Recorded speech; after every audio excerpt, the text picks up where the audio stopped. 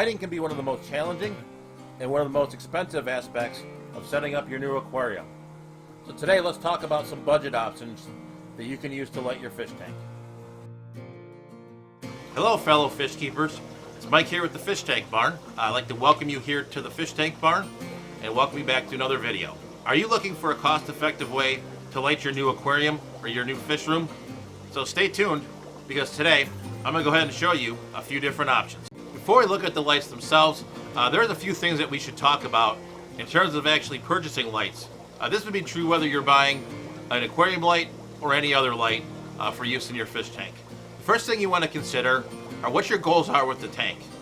If you're looking to enter this tank into the latest aquascaping competition, or if you're looking to have it on YouTube as a showpiece tank, this definitely isn't an idea for you. You would be better off just looking at normal aquarium products for that application. This is also true if you're planning on doing a reef tank or a high-end planted tank. You would want to use lights that were specifically designed for that purpose. But if you're just keeping lower level plants, doing fish breeding and stuff like that, the lights that we're going to talk about later in this video are still definitely in play for you. So let's switch gears quickly and talk about color temperature. Color temperature is used as a measurement to describe the light appearance from a particular light source.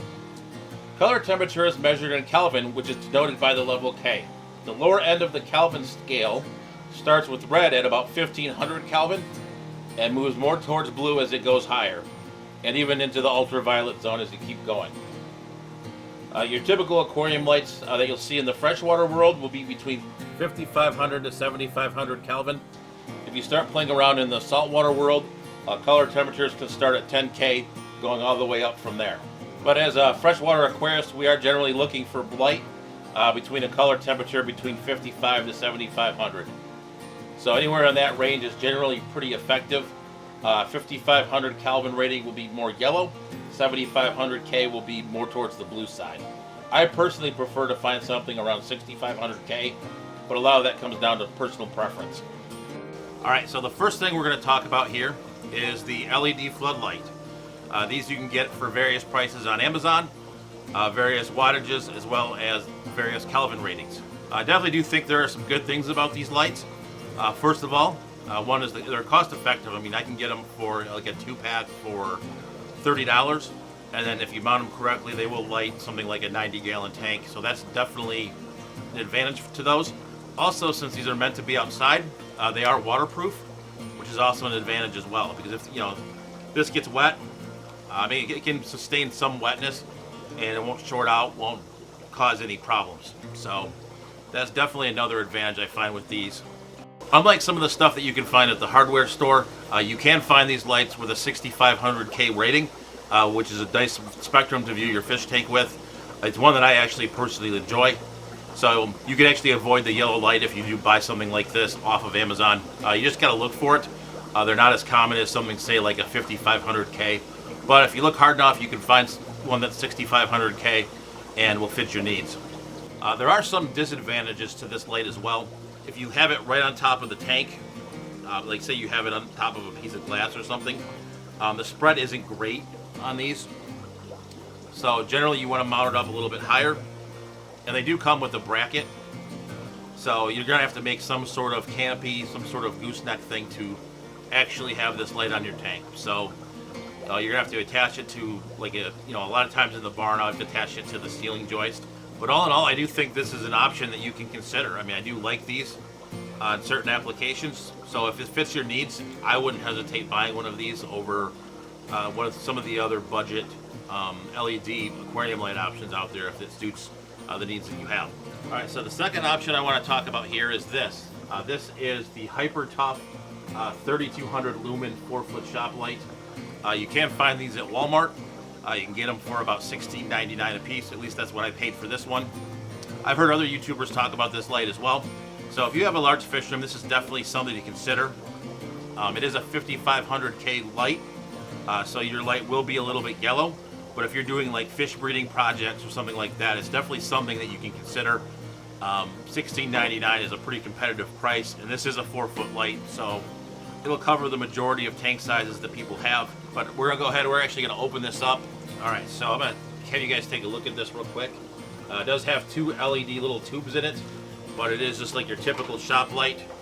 So it does have a little bit of protection from water, which I do kind of like. So if you have this like in the second row of a tank, or if you have this in like a second row of a rack and water's dripping on this, it won't necessarily ruin the light right away. I mean, it would definitely rust the housing on this and cause problems, but it is a little bit protected at least, which is something I like. So some of the benefits I find for this light is obviously the cost effectiveness. $16.99 is pretty cheap for an aquarium light, especially a 4-foot one. You're not going to beat that very many places. Secondly, it's easy to find. I mean, Walmarts are everywhere, and it's something you can get quickly in an emergency as well. So say you have someone coming over to film your fish room, or you have someone coming over for whatever reason when you kill one of your lights, you can go to the nearest Walmart and get this one at least to have some light somewhere in case of an emergency. There are some disadvantages to it though as well. One, like I mentioned, is the 5500 Kelvin. That's a more yellowish light. It's more of like a warmer light, which I don't really like in fish tanks. But for breeding projects and stuff like that, where I would generally put a light like this, I kind of don't care. I mean, there's a breeding project. It's not an aquascape tank that's sitting behind me on a live stream or something like that. So it has its uses. I mean, if you're setting up a fish room and you're just selling fish out of your fish room, or you have,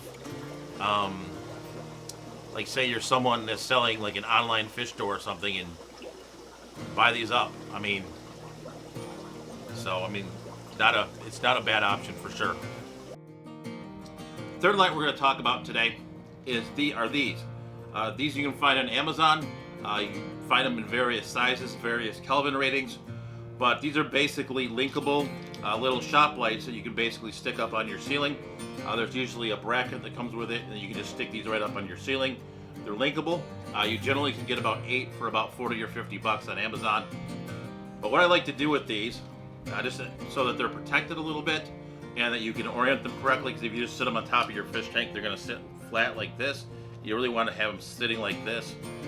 Is I like to put them into a piece of gutter.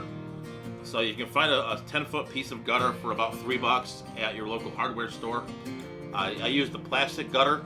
They do make metal gutters as well, which I would not recommend. They do make caps for them as well. I normally don't use the caps. I just leave it open. But let me go ahead and show you what we're going to need to do this. Obviously, you're going to need the lights. You're going to need the gutter. You're going to need some zip ties. This is what I like to use to attach it. And also, I actually like to use this tape. This is basically sort of a shiny duct tape, and I'll show you what I'm going to do with that in a moment. And the final thing you're going to need is a drill. First thing you're going to want to do is you're going to open your tape. So what we're basically doing here is we're making a reflector. So you're just going to want to line the inside of your gutter here with the reflective tape. So you see here we've got our first row of tape in there. So we're going to go ahead and do the rest of it here. I'm going to go ahead and shut the camera off and just get that done for you guys, so you don't just have to watch me put tape down for a while. So be right back here in just a moment. We do have the project here done now, so we have it all lined. So we've got it's all shiny in there now. So the next step is to install the lights. We're going to go ahead and line the lights up here, and then we're going to drill some holes. So how these lights work, so there's an end here, and in that end is where you stick the connecting wire. So each one of these has a wire. So like here, there's this connecting wire here, and then you can connect that into the other light. So what we're going to do is we're just going to lay this on here and measure out our holes. So we're just going to put a little dot here, dot on the other side, little dot there, there, put a dot at the end. So now that we've got these all marked, we're going to go ahead and we're going to drill the holes. So I'm going to go take this over. I have a drill press that I'm going to use for this, but I'm going to take this over, drill the holes, and we'll be back in just a moment. So we have our holes drilled now. So let's go ahead and get our lights installed inside of here. So we're going to go ahead and install our zip ties on here. Zip ties are installed. So we'll make sure the two lights are connected. Alright, the two lights are connected now. So just go ahead and place them underneath the zip ties. Alright, so if you look here, we've got them partially installed. So now what we're going to want to do is just tighten the zip ties on the other side.